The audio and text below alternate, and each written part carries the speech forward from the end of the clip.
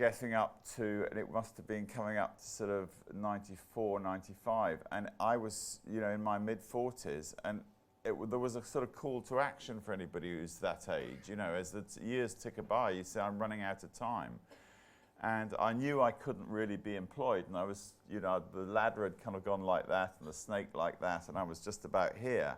And there was a real kind of call to action, and I thought, if I don't do it now, I'm not going to. And I started looking at things, and I was actually going to do, I've always been a clean climber, a mountaineer, and I was going to do indoor rock climbing walls, you know, do something you get a passion about.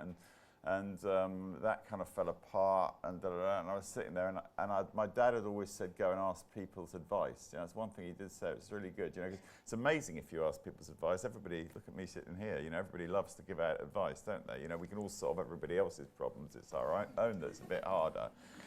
And so I did make a thing. You know, I'm a big list man. You know, I made a list of, you know, I'm going to go and see 3 people this week, 4 people next week, 5 people the next week. You know, that's all I have to do is go out, fail a few times, you know, blah, blah. And I went and saw people. And I went and saw a guy called Mr. Uehara, who was a Japanese guy. When I'd been in the TV business, so he was a TV producer actually. He made a show called Hit Studio. The Japanese version of Top of the Pops is called Hit Studio Deluxe. It's not a lot of people know that. And he made his prayer, and I went, and he took me out for a Japanese meal in Berkeley Square, actually. And I really like Japanese food. I'd lived in Los Angeles and kind of got the taste for it, and I really, really liked it. And he took me out for this Japanese, and I was asking what, you know, he knew me a bit, and you know what I could do, and that and the other. And there was a sort of moment when he was just saying, I said, what about sushi, you know? Yeah.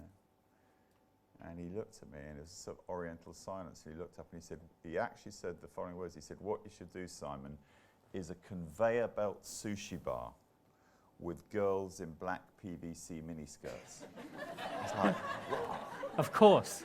And I'd never heard those words in a row. And yet they go so well. It went pop.